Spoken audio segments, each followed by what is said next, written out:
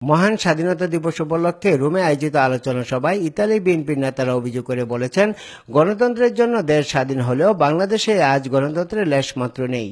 দেশে এখন স্বৈরাচারী শাসন চলছে উল্লেখ করে তারা বলেন, বেগম খালেদা জিয়ার নেতৃত্বে গণ আন্দোলনের মাধ্যমে এই দুঃশাসনের অবসান ঘটবে। রোম মহানগর বিএনপি আয়োজিত এই আলোচনা সভায় প্রধান অতিথি ও বিশেষ অতিথি ছিলেন ইতালি বিএনপির সভাপতি শাহ মোহাম্মদ তাইফুর রহমান ছোটন ও সাধারণ সম্পাদক খন্দকার নাসির উদ্দিন। রোম মহানগর বিএনপির আহ্বায়ক হুমায়ুন কবিরের সভাপতিত্বে এবং সদস্য সচিব আমির হোসেন মোল্লার পরিচালনায় আয়োজিত আলোচনা সভায় বিএনপি ও তার অঙ্গ সংগঠনের নেতাকর্মীরা বক্তব্য রাখেন। বর্তমান আওয়ামী লীগ সরকার উৎখাতের আন্দোলনে বিএনপির প্রতিটি নেতাকর্মীকে প্রস্তুতি নেবার জন্য আহ্বান জানান নেতারা। ভোটের অধিকার নাই, আজকে বাংলাদেশের মানুষের মানবাধিকার নাই।